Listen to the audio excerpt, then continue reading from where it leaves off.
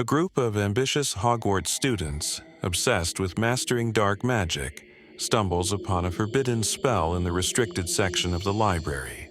A spell that promises ultimate power, but unleashes an ancient, parasitic entity that feeds on magical energy, threatening to consume the school and perhaps the entire wizarding world. It was after curfew. The corridors of Hogwarts were silent and still, bathed in the eerie glow of moonlight filtering through the towering windows. We were a group of fifth-year Slytherins, united by our ambition, our thirst for knowledge, and our fascination with the darker aspects of magic. There was me, Silas, the leader, driven by a desire for power that bordered on obsession. There was also Rowan, a cunning and resourceful Slytherin, always eager to push boundaries. Lysandra, a brilliant but reckless witch, fascinated by the forbidden arts. Cassius, a quiet, brooding student with a talent for ancient runes. Isolde, a seemingly innocent Ravenclaw, drawn to us by a hidden darkness she tried to suppress. We had heard whispers of a hidden section in the library, a place even more restricted than the restricted section, a place where the darkest, most dangerous secrets of the wizarding world were kept. They called it the Umbra Library. Driven by a dangerous curiosity, we managed to find it. A hidden door concealed behind a tapestry depicting the founding of Hogwarts. It was protected by a powerful locking charm, one that took all of Rowan's skill to unlock. And even then, it felt like the door was resisting, like it knew it shouldn't be opened. The Umbra Library was a labyrinth of towering bookshelves, filled with ancient tomes bound in human skin and chained to the shelves. The air was thick with the smell of dust and decay, and a chilling silence hung in the air, broken only by the frantic beating of our hearts. This was knowledge that was never meant to see the light of day. It was Cassius, with his knowledge of ancient runes, who found it. A small, unassuming book, tucked away on a hidden shelf. Its pages were made of a strange, dark material, and its text was written in a language none of us recognized. But the title, etched in silver on the cover, was clear enough. De Vermis Humcar. Humcar? Vermis Humcar. The worms hum. The book was filled with disturbing rituals, spells that twisted and corrupted the very fabric of magic. But one spell in particular caught our attention. It was a summoning ritual, a ritual to call forth an ancient entity known as the Vermilion Horror.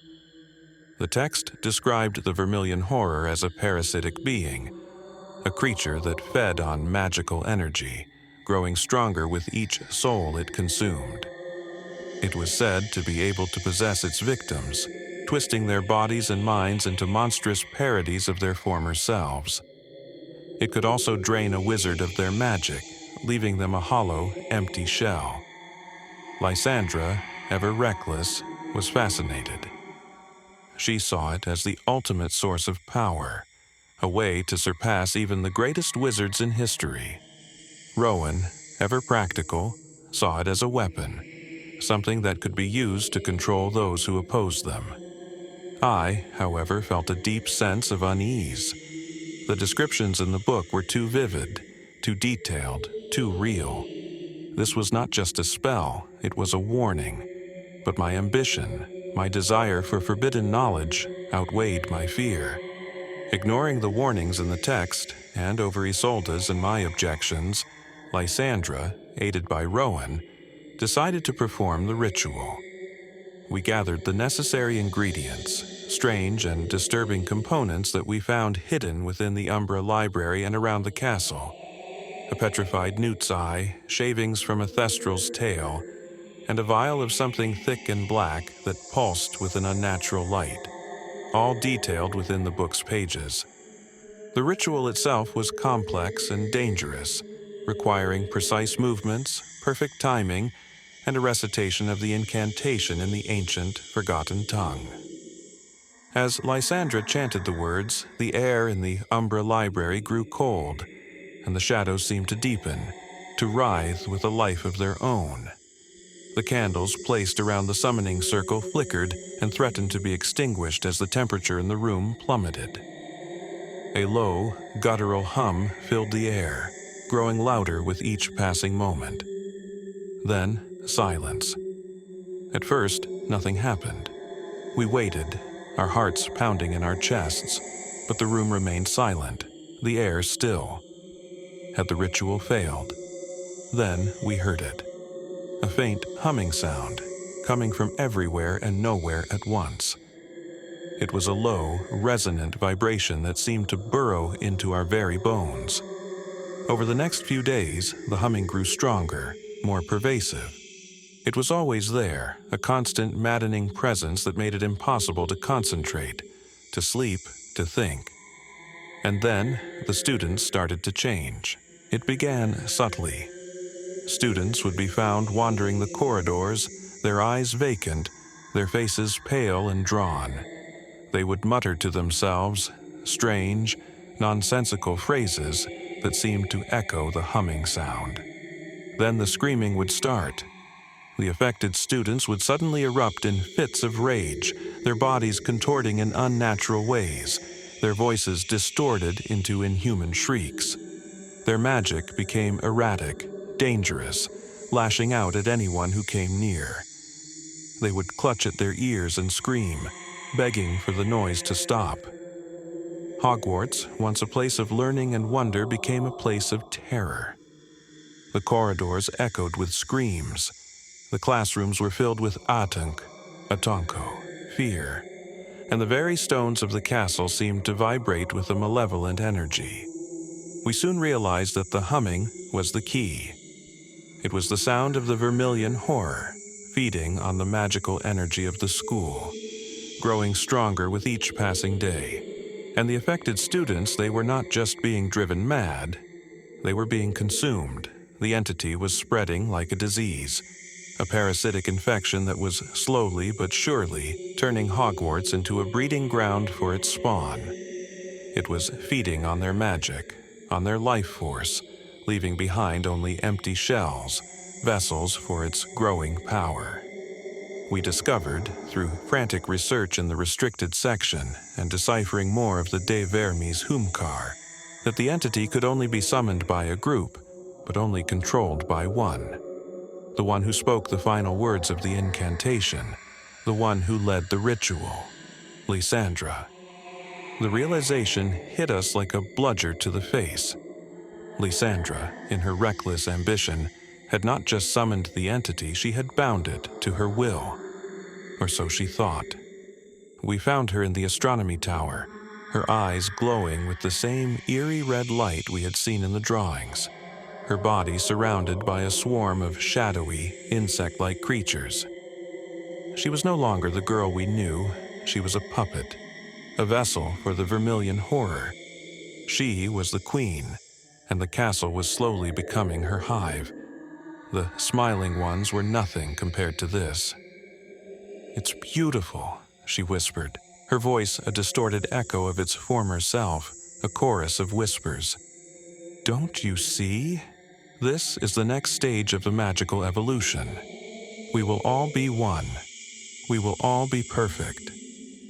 We knew we had to stop her, to stop the entity before it consumed the entire school, before it spread beyond the walls of Hogwarts and into the wider wizarding world.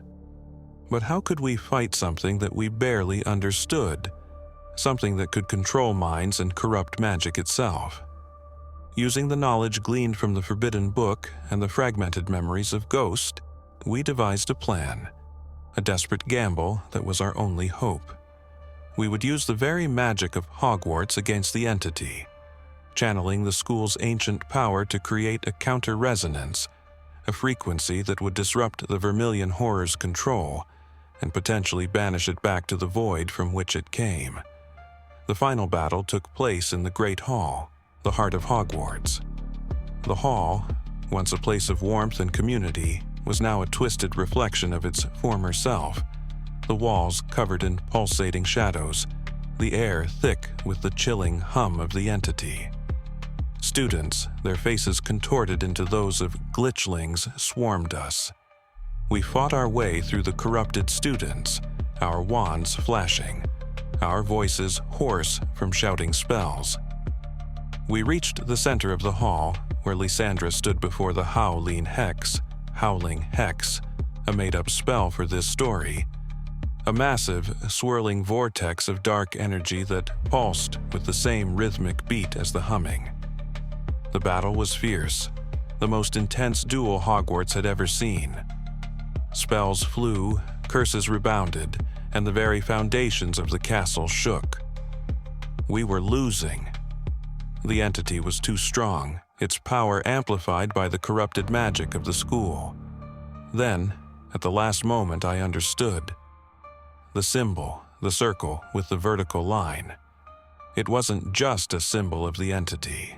It was a representation of the ritual, of the connection between the physical and the spiritual, the individual and the collective. It wasn't about overpowering the entity, it was about severing the connection. Ignoring the pain, the exhaustion, the fear, I focused all my will, all my magic, into a single, desperate act. I cast the counterspell, a spell not of destruction but of separation, of individuality. A blinding light filled the great hall. The humming stopped. The shadows receded. The corrupted students collapsed, their eyes returning to normal, their faces filled with confusion and horror. Lysandra screamed, a sound of pure agony, as the entity was ripped from her body. The vortex of energy dissipated, the portal to the spirit world closing with a final, shuddering groan. The aftermath was a blur of activity. Healers arrived, tending to the injured, trying to repair the damage, both physical and mental. The Ministry of Magic, alerted to the crisis, launched a full-scale investigation, but the truth of what happened, the true nature of the threat, was covered up, deemed too dangerous for the public to know. Lysandra survived, but she was never the same. The experience had left her broken, haunted by the memories of what she had done, what she had become. She was sent to a secure facility where she could be monitored, where she could hopefully, one day, recover. Hogwarts was eventually repaired, the physical damage repaired, but the scars remained, etched into the very stones of the castle, a constant reminder of the darkness that had almost consumed it. As for me, I left Hogwarts. I couldn't stay, not after what I had seen, what I had done. I wandered the world, searching for a way to forget, a way to forgive myself.